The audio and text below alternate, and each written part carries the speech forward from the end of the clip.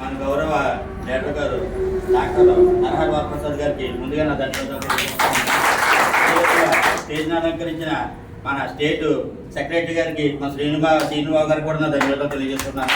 అలాగే TDP leader ఒక మంచి రెబల్ లీడర్ మన టీడీపీ లేడీ లీడర్ గారికి కూడా బండి నాగమణి గారికి కూడా నా ధన్యవాదాలు తెలియజేస్తున్నాను. అదేవిధంగా మన కోనసీమ జిల్లా ప్రెసిడెంట్ గారు మన మార్పాటి గోవింద్ గారికి కూడా నా ధన్యవాదాలు తెలియజేస్తున్నాను. మన గ్రామం బుల్లం గ్రామానికి ప్రెసిడెంట్గా అధ్యక్షత వహిస్తున్న ఆయనకి మా మామయ్య గారికి ఎలుపూడి వెంకటేశ్వర ఇకపోతే నా పేరు మీ అందరికీ తెలిసిందే, రామకృష్ణ మాన్పాటి. నేను తూర్పుగోదావరి జిల్లా ప్రెసిడెంట్గా పనిచేస్తున్నాను. నేను ఇక్కడికి వచ్చేటప్పటికి నేను జిల్లా ప్రెసిడెంట్గా వచ్చేటప్పటికి మన సమస్యలు ఏంటి, మనం డెవలప్మెంట్ చేసుకోవడానికి ఏ విధంగా ఆస్కారం ఉంది అని తెలుసుకోవడానికి చాలా టైం పట్టిందండి. దానికి కారణం ఏంటంటే మనం జిల్లా ప్రెసిడెంట్ అయితే ఫస్ట్ చేయవలసింది ఏంటంటే మా ఇంట్లో తగ్గుంది అర్జెంట్గా వచ్చేయండి, మండిగాలి తగ్గుంది వచ్చేయండి, లేకపోతే మా అన్న తమ్ముడు ఇద్దరు కొట్టుకుని తగ్గు తీర్చండి. ఫస్ట్ నుంచి ఉన్న జిల్లా ప్రెసిడెంట్ అందరికీ కూడా ఇదే డ్యూటీ అయిపోయింది, తగ్గు తీర్చడం. ఆ తగ్గుల్లో మంచిగా వెళ్ళడం ఈ చెడ తెచ్చుకోవడం కూడా జరుగుతుంది. సరే ఇది కాదు పద్ధతి అని నేను మా గౌరవ సలహాదారులు వల్లి ప్రసాద్ గారు ఆయన లేరు, కొన్ని కారణాల చేత రాకపోయారు. ఆయన మా సంఘం మా కమిటీ అంతా కొంచెం నిర్ణయం తీసుకున్నామండి, మాకు తగ్గులు కాదు ముఖ్యం, మనం ఏ సాధించాలి అని మేము ముందుకెళ్ళడం జరిగింది. ఆ సాధించిన క్రమంలో ఇప్పుడు గౌరవ అన్నగారు ముందు చెప్దామని ఆదేశం. మాకు మా జిల్లా కంటే ఎక్కడ 26 జిల్లాల్లో ఎక్కడా లేదు. మన జిల్లాకి ఎకరం 20 సెంట్లు కమ్యూనిటీ హాల్ కోసం స్థలం కేటాయించారు. అది కూడా ఎకరం ₹1 పైన. అండ్ అదేవిధంగా ఇంతవరకు కూడా మనం ఏదో ప్రభుత్వం గెలిచింది, మనం ఇక్కడే సంఘం పెట్టుకున్నాం, సంఘం నడిపించుకున్నాం అని చెప్పుకున్నాం తప్ప మనకి ప్రభుత్వం ఏ విధమైన నామినేటెడ్ పోస్టులు లేవు. మన గుజ్జు చౌదరి గారు మన మేడం గారి ద్వారా వెళ్ళడం, ఎంత ఎస్టీసీఎల్ ప్రెసిడెంట్గా నన్ను తెలుగుదేశం తీసుకోవడం కూడా జరిగిందండి. అదేవిధంగా కమ్యూనిటీ హాల్ కోసం అడిగామండి, ప్రతి మండలానికి కమ్యూనిటీ హాల్ అడిగాం. ఇక్కడ ఇక మా బుల్లం ప్రెసిడెంట్ గారికి అంటే ప్రతి మండలానికి చెప్పుకుంటూ వస్తుంటే కొన్ని మండలాలు అంటే కొద్దిగా పాత పద్ధతికి అలవాటు పడిపోయి, అంటే ఒక సంఘం అంటే కొంచెం డబ్బులు దాచుకోవడం, తగ్గు తీసుకోవడం, ఈ 2 పద్ధతులకు అలవాటు పడిపోయారు.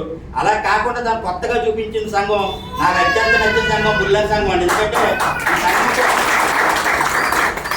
మాయగారు ఇది కాదు, మన చెట్ల కింద కూర్చోవడం కాదు, తగ్గు తీర్చడం కాదు, మనకంటూ గుర్తింపు ఉండాలంటే కమ్యూనిటీ కావాలనగానే అదే మా చిన్నాన్న గారు వెంకటేశ్వర గారు, మానపాటి వెంకటేశ్వర గారు, అదే బుల్లం ప్రెసిడెంట్ గారు, ఆయన ఇద్దరు కలిసి నేను చెప్పిందే తరు వాళ్ళు ఏ ప్రయత్నం చేయాలో చేశారు, నన్ను అదే విధంగా వాడుకున్నారు. ఫస్ట్ మన జిల్లాలో మన కమ్యూనిటీ కట్టుకున్నారు బుల్లం గారు. అండ్ ఇకపోతే మనకి చదువుకున్న పిల్లలు చాలామంది ఉన్నారు. చాలా ఆర్థిక పరిస్థితుల్లో 10వ తరగతి చదివించడం అనేది చాలా కష్టసాధ్యమైన ఈ టైంలో. అంటే వ్యాపారాలు లేవు, మనం చేస్తున్న వ్యాపారాలు కూడా పాడైపోయినాయి. వైరస్ కారణంగా మన జీవాలు కూడా చచ్చిపోయినాయి కదా. మొత్తం మన గతించే సంవత్సరం అయితే నిజంగా మనుషులకి అయితే ఏ విధంగా కరోనా వచ్చిందండి, మన జీవాలకు కూడా అదే విధంగా కరోనా వచ్చి ప్రజలు చాలా దారుణంగా చచ్చిపోయినాయండి. నేను పుట్టి పెరిగిన కాడి నుంచి అంటే దగ్గర 30 సంవత్సరాల నుంచి పైగా నేను ఎప్పుడు కూడా ఎంతటి ఇలా వైరస్ ఎప్పుడు చూడలేదండి. ఏదో మామూలుగా ఒకటి చచ్చిపోయి ఇటువంటి పరిస్థితుల్లో కూడా పిల్లలు చదివించిన వాళ్ళకి నిజంగా తల్లిదండ్రులకు ధన్యవాదాలు తెలియజేయాలి.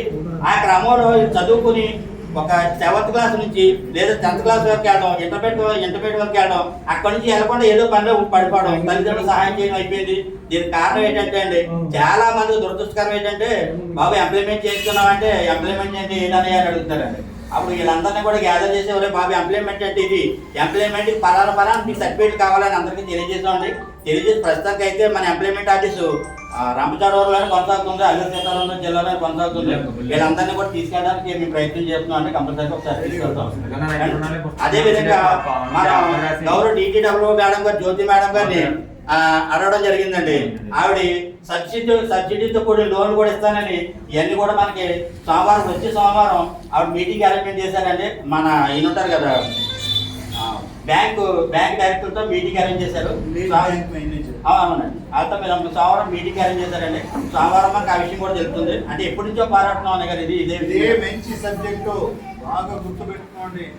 లోన్లతో రాయితీలతో కూడిన లోన్లు అంటే సబ్సిడీలు ₹1,00,000కి ₹1,00,000 కానీ, ₹1,00,000కి ₹1,20,000 కానీ, 50% కానీ, లోన్లో 50%, 60%, 30%, 70% కూడా ప్రభుత్వము ఎస్టీలకు రాయితీ ఇస్తుంది. ఆ రాయితీ అంటే సబ్సిడీ తీసుకునే దానికి మీకు బ్యాంక్ పాస్బుక్, ఆధార్ కార్డు ఏమేమి ఉండాలో ఆ రోజు తీసుకొని పోతే మీ పని అవుతుంది. ఆ రోజు కదా చూసుకున్నారంటే మీ పేరు ఉండదు, ఇది రాదు.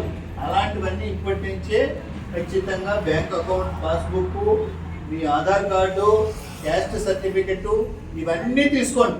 తీసుకుంటే లోన్ వస్తుంది. నాకు రాలేదు అంటే మళ్ళీ మరి ఎవరేం చేసేదిలే, ముందుగా చెప్తున్నారు కాబట్టి అతను ప్రయత్నం చేస్తున్నాడు. డిటిడబ్ల్యూ వారితో మాట్లాడినారంటే ఇప్పుడు కొత్త జిల్లా ఏర్పడింది మీకు, ఇప్పుడు అంత దూరం పోనవసరంలే. రంపచోడవరము ఇక్కడే డిటిడబ్ల్యూని తెలుగుదేశం ప్రభుత్వం మీకు అందజేస్తుంది. డిటిడబ్ల్యూతో మీరు పనులు చేయించుకోండి. ఓకే. గౌరవ డిటిడబ్ల్యూ మేడం గారు, జ్యోతి మేడం గారు కూడా మన క్యాస్ట్ కోసం చాలా గట్టిగా కృషి చేస్తున్నారండి. ఇందులో చాలా మంది తెలుసు, మన బుల్లెం ప్రెసిడెంట్ గారు కానీ, మన బాబాయ్ కానీ, మన శ్రీను గారు కానీ మనకు చాలా మంది తెలుసు. ఆవిడ చాలా బాగా పనిచేస్తున్నారు. ఆవిడ హామీ ఇచ్చారు, మనకి సోమవారం బ్యాంకర్స్తో కూర్చోబెట్టి మనకి రాయితీతో కూడిన లోన్లు ఇస్తా ఉన్నారు. అదేవిధంగా 50 సంవత్సరాలు దాటిన వాళ్ళకి కూడా పెన్షన్ ఏర్పాటు చేస్తా ఉన్నారండి. ఆవిడ బాధ్యతగా ఆవిడ ఏవైతే వర్క్ చేయాలని చేస్తా ఉన్నారు. ఈ విషయాన్ని సభాముఖంగా అన్నయ్య గారు ఎదుర్కొంటూ తెలియజేద్దామని దీన్ని టైం తీసుకున్నాను. ధన్యవాదాలు.